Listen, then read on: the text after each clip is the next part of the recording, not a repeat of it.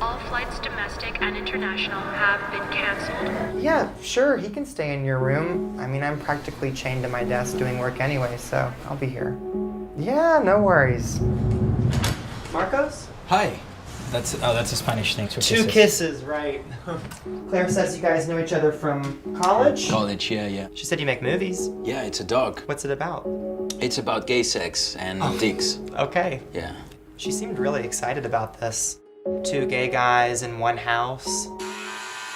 Hi, honey. Hi. You blew him. No. You kissed him. No. Are you a virgin? Well, I don't believe in monogamy, so cheating makes no sense. I feel like I've yet to meet someone that can look me in the eyes and say monogamy makes sense. You never been in a relationship? Right. No spoilers. You wouldn't get it. Why wouldn't I get it? Well, you clearly don't. Living in the present. And how you decide you want to live in the present.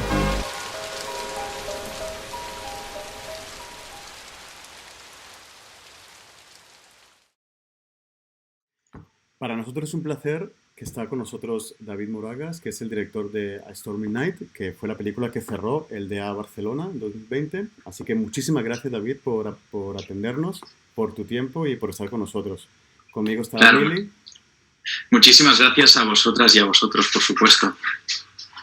Perdona, como Gracias, decía, David. está Mili Huertas de Metrópolis BCN, también que, como habitualmente lo hemos hecho durante el DA 2020, estaremos conversando sobre las películas. Lo planteamos más que como entrevista, sino con una conversación y que también el director nos cuente un poco toda la experiencia, ¿no? Y hablemos un poco de la película en sí, intentando hacer lo menos posible los spoilers, pero bueno, siempre si queremos profundizar en temas, alertaremos de que habrá spoiler en algún momento. Así que... Perfecto. Si quieres empezar, Tengo una pregunta para ti. A mí se me hace muy curioso. ¿Cuál ha sido tu experiencia al ser una ópera prima y tú estar detrás de cámara y también como actor? ¿Cómo lidiaste con esto? Es un poco como tirarse a la piscina como director novel, pero también como actor. Y es verdad, la sensación de como tirarse a la piscina, yo creo que la inercia esta de hacerlo es la misma para todas las disciplinas. Entonces ha sido como hacerlo todo de repente. Y, a ver, es que tampoco lo sentí como algo muy extraordinario porque la película vino después de haber producido 2 cortos en los que también participé como director y como actor. Y parte un poco de una necesidad que es la de, bueno, estamos rodando con muy poco presupuesto, con muy pocos recursos, siempre estábamos rodando el mismo equipo de profesionales y entonces... Bueno, la misma inercia te lleva a pensar en proyectos en los que puedes economizar recursos y uno de estos recursos era, bueno, si podía hacer yo la tarea de dirigir y actuar, pues era como una cosita más que podíamos tachar de la lista, ¿no? Que no hacía falta. Yo creo que en otras condiciones habríamos conseguido un actor, habríamos hecho que un actor volara a Estados Unidos y lo habríamos hecho con un actor español, pero en este caso pues surgió así y no lo sentí como un súper reto, o sea, obviamente... presentaba dificultades, pero fue más como una decisión como por inercia. comentas... Y en este sentido... perdón, Jorge. No, diga, adelante. Sí, no, siguiendo más o menos por el mismo camino, ¿no? En este sentido, imagino que el equipo que tienes detrás, por ejemplo, has tenido mucho apoyo por parte de tu ¿cómo se dice? Ayudante de dirección y también del cámara, mucho apoyo para poder plasmar lo que tenías en mente, estando tú a la vez enfrente de la cámara.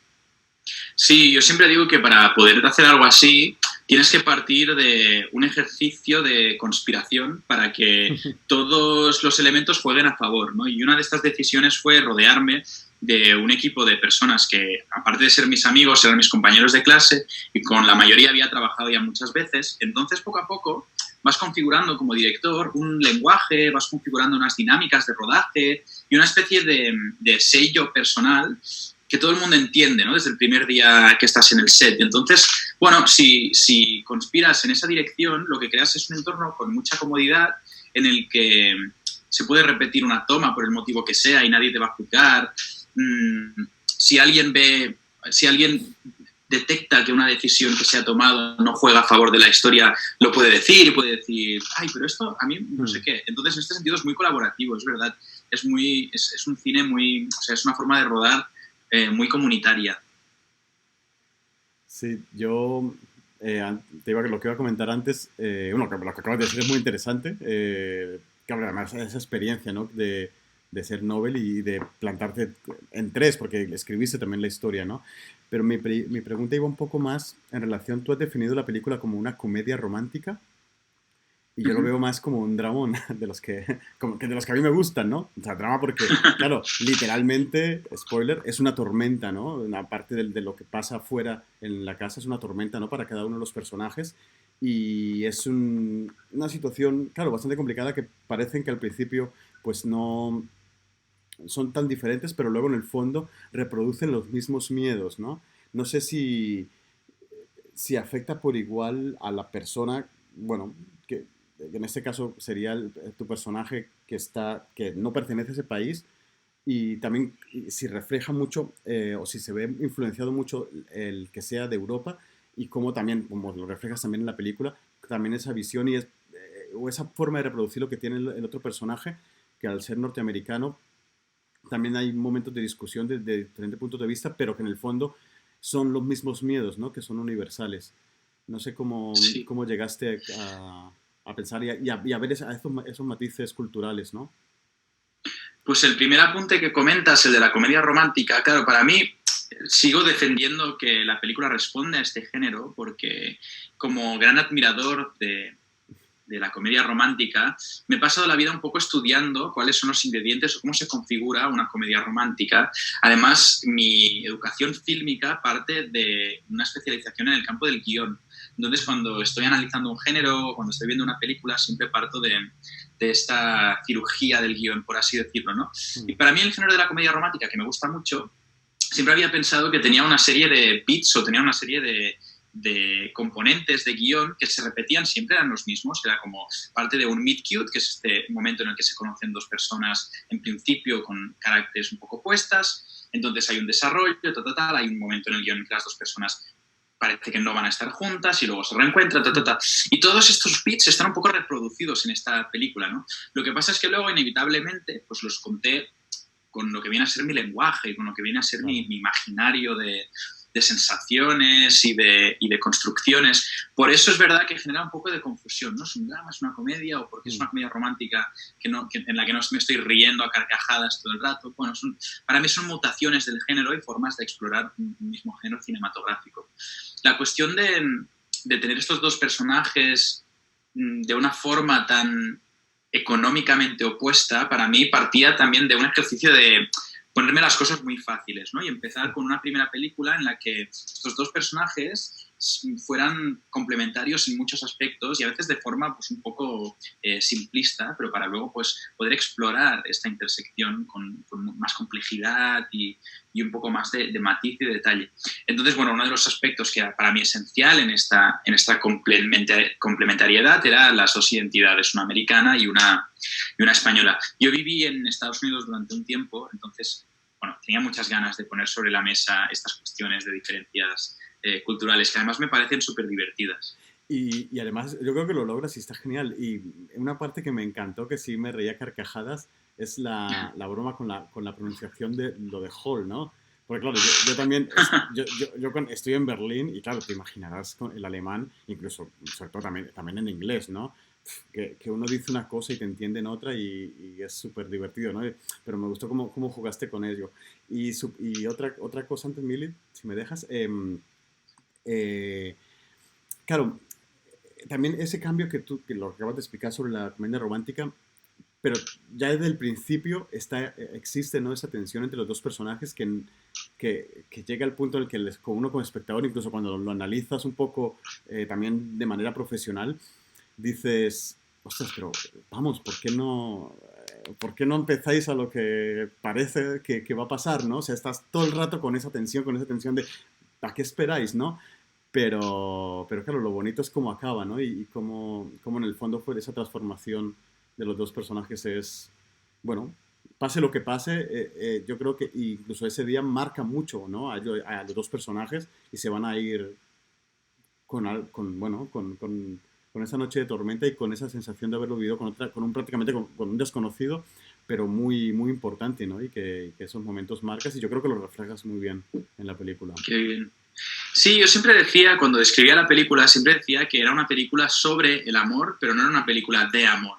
No. Y para mí hay una clave en el guión que lo dejaba muy claro, que es que cuando están los dos chicos en el sofá y el otro le dice, uy, es que nuestra amiga estaba súper emocionada por esto, y en ese momento como que ya se entiende que esta no va a ser una historia de amor, que a pesar de que su amiga ha pensado, ay, mis dos amigos gays se van a juntar, para mí era importante desde el principio dejar claras mis intenciones, que esto no era una película de amor. En algunos momentos se iban a encontrar estos dos personajes, pero que no iba a haber, que no era una película de un enamoramiento, ¿no? O sea, precisamente pretendía hacer un poco una respuesta reaccionaria al género, haciendo que estos dos personajes no se enamoraran. Pero eso sí, claro, se habla mucho del amor, y el amor está muy presente en toda la película, solo que no está entre los dos personajes. Pero ya no sé si el amor, perdona Mili, que me te he saltado otra vez, ya no es el amor, sino el encuentro sexual, ¿no? O sea, que a veces lo deseas, ¿no? Incluso como espectador deseas que pase o no y demás.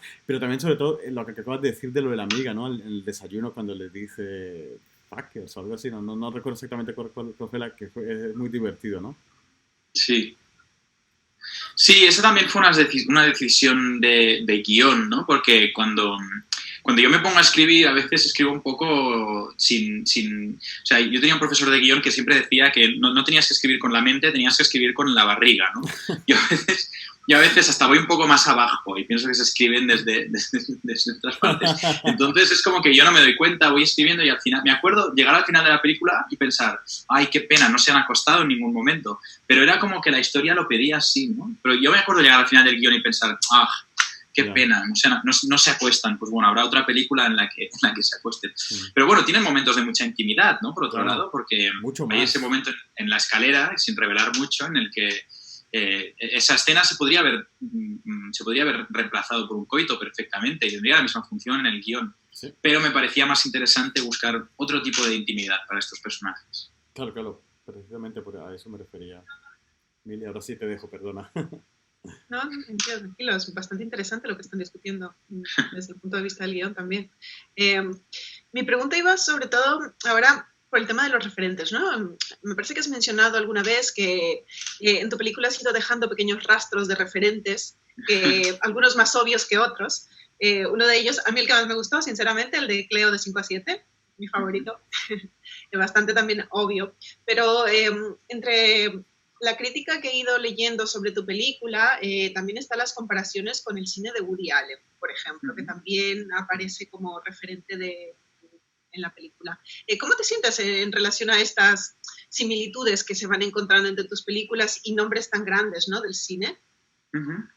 Pues por un lado, claro, está esta cuestión de que cuando yo empiezo a escribir, nunca me planteo como los directores a los que la película va a terminar como... no referenciando, pero, o sea, hay esta noción tan bonita que tiene que ver con el oficio del crítico, que es capaz de hacer un análisis posterior a la película y decir, ay, mira, esto me recuerda a esto o aquello. Pero, por ejemplo, yo cuento la anécdota de que yo hice la película y cuando la película estuvo terminada, entonces la productora, junto a Filmin, la distribuidora, empezaron a pues, mover los hilos y llega un momento en el que encontré la película en la página web del DEA, ¿no?, en la página web del festival. Y en la descripción en Filmin ponía: la película recuerda al Woody Allen de los años 70. Y claro, eso a mí me llamó mucha la atención porque pensé, o sea, yo no lo escribí eso lo escribió alguien que dijo, la película es como una reflexión, ¿no?, sobre este referente, y pensé, o sea, me parece muy bonito que se establezcan esas comparaciones, pero claro, no las pauto desde un inicio, ¿no? Sí que en la película se mencionan esas películas de una forma muy concreta porque me apetecía hacerlo, ¿no? Pero no es que yo empezara la película escribiendo, haré una película como las de Woody Allen de los años 70, ¿no? Claro. Nunca me atrevería a decir algo así, ¿no? Entonces, siempre cuando oigo referentes pienso, siempre se me hace un poco... Se me queda grande, además, porque yo tengo un poco la sensación tengo lo del síndrome del impostor. A veces pienso que aún no merezco el título de director de cine, y cuando alguien me dice como, sí, esto remite a la trilogía de Linklater, por ejemplo, y pienso, madre mía, esas películas son muy grandes, lo mío es como otra cosa. Entonces, bueno, y respecto, según qué comparaciones, bueno, claro, hay comparaciones que abren un debate, ¿no? No sé si, por ejemplo, si lo dices por Woody Allen o según qué directores que obviamente, pues claro, ponen sobre la mesa cuestiones sobre plantear el momento presente y cuál es la relación que tenemos como espectadores con estos directores que han sido, pues bueno, que han pasado por el filtro del cuestionamiento de los directores masculinos en el heteropatriarcado. Y en ese sentido, pues por ejemplo, en la película creo que da respuesta a algunas de estas cuestiones, ¿no? Por supuesto, las comparaciones me hacen ilusión, pero a la vez, pues creo que estamos en un momento en el que hay que cuestionarlas. Perfecto. ¿Y Sí. Jorge, vas a No, dilo. comentar algo? ¿No? Vale. Ya que has tenido un estreno online en Filmin que, por lo que has comentado anteriormente, ha ido bastante bien, ¿cuáles son tus expectativas en cuanto al estreno en salas? Uf, qué pregunta tan bonita. Pues la verdad es que desde el principio esta película era un poco como un experimento que hacíamos con mis amigos porque nos apetecía hacer cine. Y cuando se nos informó de que la película se iba a proyectar en Málaga, me acuerdo que yo pensé, madre mía, o sea, no era, yo nunca había soñado con algo así, pero no era un objetivo, o sea, no había una estrategia detrás, no eso lo estaban haciendo los productores. Cuando se estrenó en Filmin, claro, fue una grata ilusión. ¿Y cuál fue mi sorpresa cuando se proyectó? Yo pensaba, bueno, claro, la verán mis amigos. Y siempre me acordaré, yo me levanté el domingo, o sea, la película estaba disponible 24 horas. Me levanté el domingo y tenía centenares y centenares y centenares de mensajes en todas mis redes sociales, ¿no? En Instagram, en mi email, en Twitter había como un montón de tweets. Y me acuerdo que la mañana del domingo me levanté como a las 6 de la mañana Wow. y me puse con el ordenador como a contestar. Contesté absoluta y completamente todos los mensajes, porque para mí era como... Y luego la productora me dijo, llegará un momento en el que no podrás hacer esto, porque es impensable hacer esto. Y yo decía, bueno, pero mientras tanto voy a agradecer a esta gente que ha visto la película. Y luego, cuando hablé con los responsables de Filmin y me dijeron, tú sabes que sorprendentemente, no sabemos muy bien por qué, la película la ha visto muchísima, o sea, la ha visto mucha gente. Y ahí sí que ya empecé a hacer como algo empezó a cambiar y pensé, bueno, espera, a lo mejor sí soy director de cine, a lo mejor sí puedo ya llamarme director de cine. Hombre, Entonces, claro, esta mañana, precisamente me contaban lo de que vamos a estrenar en salas y yo pensaba, claro, o sea, es que no tengo ni idea de lo que va a pasar, no tengo ni idea. Ahora podría decirte que pues mi expectativa es que vaya muy bien, pero es que no tengo ni absoluta idea de lo que va a pasar, pero bueno, que estoy muy emocionado, claro, y tengo muchas ganas de... A ver qué pasa. Y sé que en algunas ciudades voy a hacer presentaciones y eso es lo que más ilusión me hace, la verdad, porque después de los centenares de mensajes que he recibido, pienso, guau, poder hacer eso en persona tiene que ser súper bonito.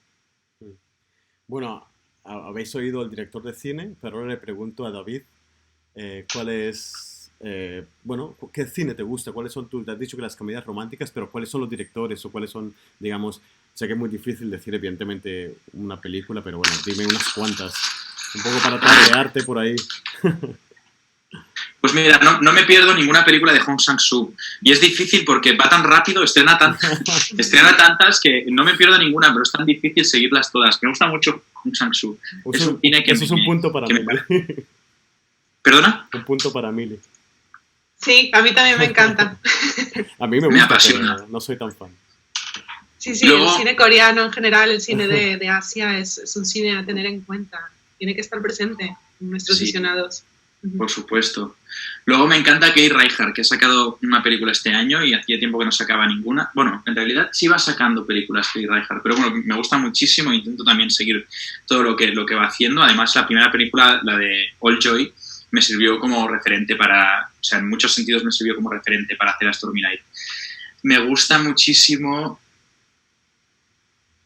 Claro, me gustan muchos cineastas que ya han tenido su carrera, o sea, que ya tuvieron su carrera, florecieron. Me gusta mucho el cine clásico, me gusta mucho Lubitsch, por ejemplo, es un director que he visto mucho de su filmografía y me parece súper divertido. Y de Lubitsch, por ejemplo, hay algunas películas de las que me gusta pensar que he aprendido un poco también en clave de comedia. Pero yo diría que si tengo que apuntar estos tres referentes, creo que me gustan estos tres, como Hong Sang-soo, Kay Reichardt y Lubitsch. Para nombrar a tres muy diferentes. Sí. ¿Y de España o de Cataluña? ¿Cuáles serían así? Pues mira, a mí hay una directora catalana que se llama Marc Coll, Ah, que yo, claro, que Marc Coll, o sea, yo la descubrí un poco bueno, la descubrí un poco antes de empezar mi formación como cineasta mm, y me fascina Marc Coll, de una forma extraordinaria y bueno, estoy esperando a la a que próxima. continúe con su carrera. Y luego después hay una generación de cineastas muy jóvenes que han salido de escuelas de cine, pues también así como muy jóvenes, que me inspiran mucho. Por ejemplo, Elena Martín, que hizo esta maravilla que se llama Julia East. Julia East. Me encantó Julia East, tengo muchas ganas de ver cuál será la siguiente. Las amigas de Ágata, del equipo entre las cuales figura Alba Cross, que también está preparando proyecto y tengo muchas ganas de ver cómo continúa. Marta Layana, con Ojos Negros, el año pasado o hace 2 años, el año pasado. En Barcelona hay una especie de generación latente que me inspira mucho. Bueno, Sí. Carlos Marqués Marcet, por supuesto, que Por también supuesto. no para y siempre hace propuestas súper interesantes. Qué bien, qué bien. Y tú como director y como guionista, bueno, como cineasta en general, ¿te ves trabajando más aquí en España, en Cataluña o en Estados Unidos? Pues mira, yo después de vivir un tiempo en Estados Unidos, realmente mi idea era que sería precioso poder tener las dos carreras simultáneamente, ¿no? Y trabajar allí y trabajar aquí. Cada vez estoy más cerca de pensar en un modelo que sea verdaderamente global. Es decir, estando en Estados Unidos me di cuenta de que había una necesidad en el mercado, y bueno, lo estamos viendo, ¿no? Como Parasite ganando un Oscar. Hay una necesidad muy latente en el mercado de diversificar y de ampliar y de invitar al arte internacional, porque Estados Unidos lleva mucho tiempo con un modelo muy hermético y, bueno, podemos verlo en la política del país, ¿no? Que refleja una clara problemática que hay que romper y que hay que cambiar. Entonces, yo creo que cuando me preguntan si me veo haciendo aquí o allí, yo me veo haciendo un cine y espero, o me gustaría pensar que terminaré haciendo un cine que podrá verse en todo el mundo, ¿no? Como esta historia que hemos contado, a pesar de que está en inglés, yo la siento muy, muy mía en ese sentido, ¿no? La siento, o sea, es una producción catalana, la siento muy catalana, pero a la vez claramente esperamos que tendrá un recorrido internacional muy fructífero. Y a día de hoy, ¿tienes ya salas reservadas, digamos, para la película de su estreno en Estados Unidos? No, estamos cerrando, porque claro, es muy reciente todo, estamos cerrando el agente de ventas internacional y empezaremos el circuito de festivales en otoño y después de los festivales pues entendemos que habrá una exhibición en salas. David, en cuanto al blanco y negro, ¿desde el principio lo habías pensado? Sí, el blanco y negro surgió desde antes de escribir el guión, de hecho. Cuando me junté con mi director de fotografía, Alfonso Herrera Salcedo, y pensamos en que queríamos contar una historia muy sencilla, con 2 personajes y una localización, tenía sentido hacerlo en blanco y negro. Además, mira, fíjate, justo un poco después Hong Sang-soo sacó una cinta en blanco y negro y me acuerdo que estábamos con Alfonso pensando, claro, es que es esto lo que queremos, como una especie de minimalismo extremo. Pero a la vez pues me apetecía jugar con esta idea un poco barroca del blanco y negro que da tanto pie a los matices, a las luces, a las sombras, a probar cosas un poco expresionistas. Creíamos que eran elementos que jugaban a favor de la historia. Bueno, tú supongo que el haberlo situado en Estados Unidos, aparte de por haber vivido allí, pero te identificas bastante con el personaje. Claro, verte a ti, ver al personaje siendo la misma persona es un poco así curioso, pero tú como... En realidad esa pregunta, claro, es un poco curiosa porque yo me identifico con los 2 personajes. O sea, para mí la historia siempre será un encuentro entre mis 2 formas de ver el mundo. Y es curioso porque luego la gente que me conoce muy bien me dicen, oye, pero tú en realidad eres más el otro personaje, ¿no? que el que tú interpretas.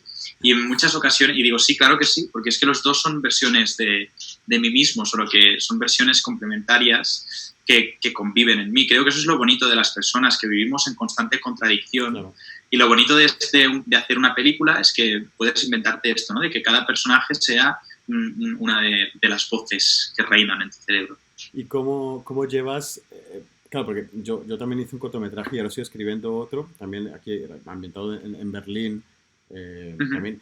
Y normalmente la gente suele identificar, claro, en el caso de lo que escribes o diriges, pero es que en tu caso con lo que actúas, que si eres tú, ¿no? Que si en realidad eres tú, ¿no? ¿Cómo sales del paso o no sé cómo Cuando te preguntan, Pues ¿pero eres tú? No en sé realidad qué, me ¿es tu da historia? bastante igual, porque en realidad me da bastante igual. A mí lo que realmente me preocupa o lo que me gusta es saber que la gente conecta con algunas de las ideas que se presentan en la película. Ni siquiera me preocupa que les guste la película o no, pero sí que me gusta que luego haya una respuesta de algún tipo, que haya una reflexión, o esto que comentaba de los mensajes que se intercambian. O, por ejemplo, en Twitter empezaron a haber como discusiones dentro de un tweet, ¿no? A lo mejor yo decía, pues yo creo esto, y luego otro salía y decía, pues yo creo aquello. Y con eso yo ya estoy contento. Luego, si la gente proyecta mi persona con el personaje, pues, bueno, no me importa. Además, como va a haber más películas, será imposible proyectarme con todos los personajes que cree, porque siempre voy a estar creando personajes distintos. O sea, que realmente me da igual eso. Genial. ¿Y actualmente estás trabajando en nuevos proyectos? Sí, actualmente estoy trabajando en lo que será mi siguiente película, que la voy a realizar con el mismo equipo de producción de aquí de Barcelona, que es Oberon Media, y bueno, estamos en una fase muy previa a todo. O sea, estoy ahora trabajando en lo que es el tratamiento del guión, pero la historia la tengo muy clara, que eso sí que es importante. Pues tenemos muchísimas ganas de volver a verlo porque nos hemos quedado con tan buen sabor de boca, ¿no? Qué bien. Con tu peli, con tu ópera prima, así que muchísimas gracias por estar con nosotros. Felicidades, enhorabuena por tremendo trabajo. La verdad que has abierto la puerta de una forma impresionante, ¿no? Con broche de oro, ¿no? Oye, pues muchas gracias, yo os lo agradezco mucho. Pues gracias a ti, David, y ya nos veremos por algún cine, estoy segura. Sí. Claro que sí, nos vemos en la premier, claro que sí. Claro que sí.